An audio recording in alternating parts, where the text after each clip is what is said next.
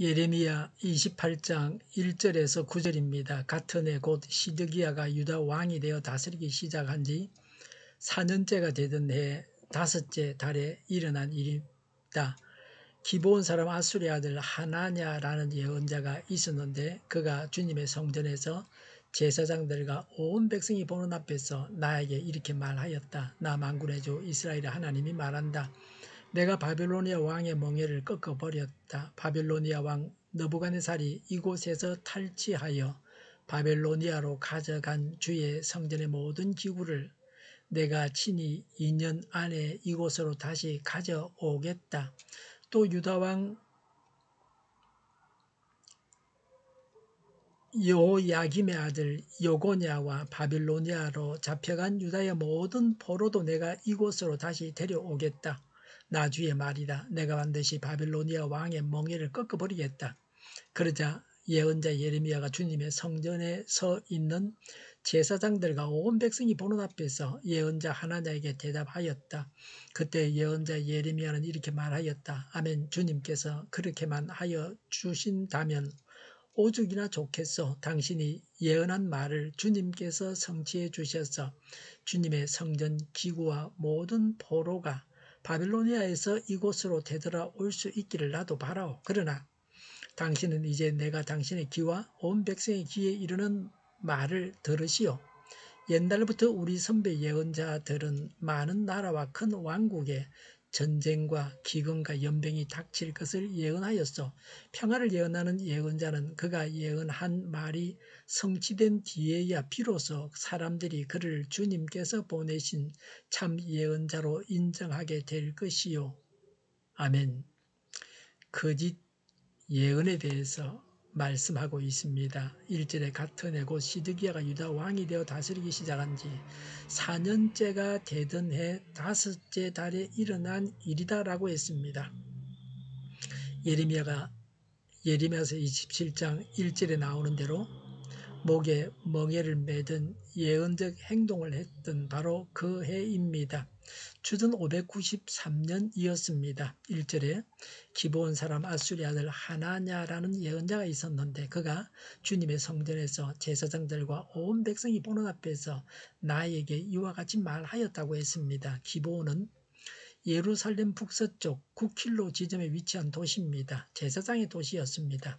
하나냐는 제사장 출신 선지자입니다. 대표적인 거짓 선지자입니다. 이절에 나 만군의 주 이스라엘의 하나님이 말한다고 했습니다. 거짓 예언자들도 하나님의 이름을 도용합니다. 하나님께서 말씀하신다고 말한다고 해서 하나님의 말씀으로 알아서는 안 됩니다. 영을 분별해야 됩니다. 이절에 내가 바빌로니아 왕의 멍에를 꺾어버렸다고 했습니다. 예레미야는 바벨론 왕의 멍에를 매게 된다고 했습니다. 예레미야의 예언과는 정반대입니다. 3절에 바벨로니아 왕 느부갓네살이 이곳에서 탈취하여 바빌로니아로 가져간 주의 성전 모든 기구를 내가 친히 2년 안에 이곳으로 다시 가져오겠다. 4절에 또 유다 왕 여호야김의 아들 여고냐와 바빌로니아로 잡혀간 유다의 모든 포로도 내가 이곳으로 다시 데려오겠다. 나 주의 말이다. 내가 반드시 바빌로니아 왕의 멍에를 꺾어버리겠다고 했습니다. 바빌론의 1차, 2차 침공으로 빼앗긴 것들을 2년 안에 다 되찾게 된다는 겁니다. 여고냐는 여호야긴 왕을 말합니다. 여호야긴은 왕이 되어서 3개월 만에 바벨론 왕 느부갓네살에 의해서 바벨론으로 끌려갔습니다. 여호야긴의 숙부가 되는 시드기야가 왕이 되었습니다. 다수의 백성들이 시드기야 왕을 매우 싫어했습니다. 이런 것을 알고 이런 예언을 했습니다. 그러나 예레미야는 여호야긴이 바벨론에서 죽는다고 했습니다. 예레미야 22장 26절부터 27절에 그렇게 예언했습니다. 백성들은 예레미야의 말을 듣기 싫어하고 하나냐의 말을 듣고 싶어 했습니다. 그리고 유대가 망하지 않는다는 의미까지 내포하고 있습니다. 바벨론 동맹국들이 바벨론을 격퇴한다는 신념을 가지고 있었습니다. 예레미야는 70년 동안 바벨론에서 포로 생활을 한다고 했습니다. 이런 거짓 예언은 사람들이 귀만 즐겁게 합니다. 듣기 좋은 소리에 불과합니다. 진실에 가는 정반대입니다. 썩은 지팡이와 같습니다. 거짓 예언을 믿었다가 낭패를 당합니다. 거짓 예언은 회개하지 못하게 합니다. 그래서 망하게 합니다. 사람들을 더 비참하게 만듭니다. 지옥이 없다는 것도 거짓 예언입니다. 하나냐도 이런 예언을 하고 17절에 나오는 대로 3개월 만에 하나님의 심판을 받아 죽습니다.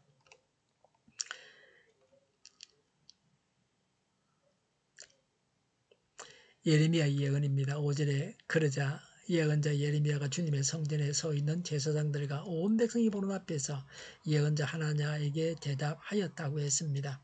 하나냐의 공개 반박에 대한 예레미야의 공개 답변입니다. 백성들과 제사장들은 하나냐의 예언에 더 호감을 가졌습니다. 유다 나라에서는 예레미야의 예언을 반민족적이고 매국적인 발언으로 여깁니다. 그러나 하나님의 말씀을 정직하게 전해야 할 책임을 늘 명심해야 합니다. 예레미야는 그러고 있었습니다. 그랬습니다. 6절에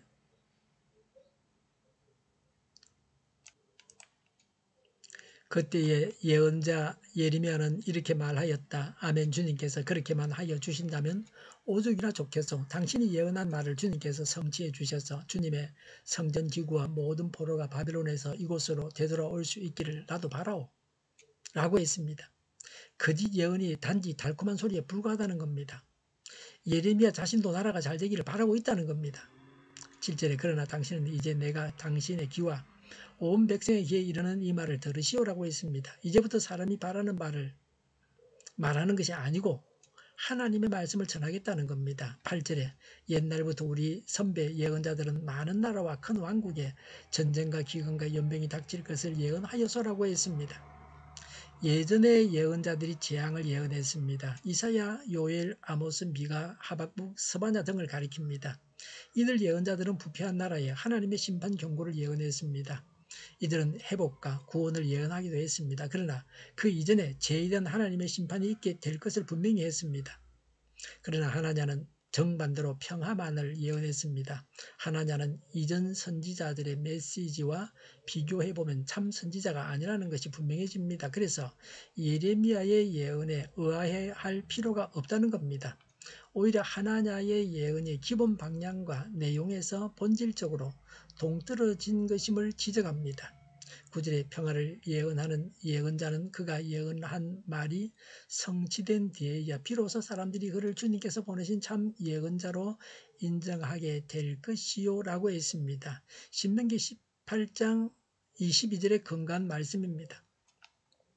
신명기 18장 22절에 예언자가 주님의 이름으로 말한 것이 그대로 이루어지지 않으면 그 말은 주님께서 하신 말씀이 아닙니다. 그러니 당신들은 제멋대로 말하는 그런 예언자를 두려워하지 마십시오라고 했습니다.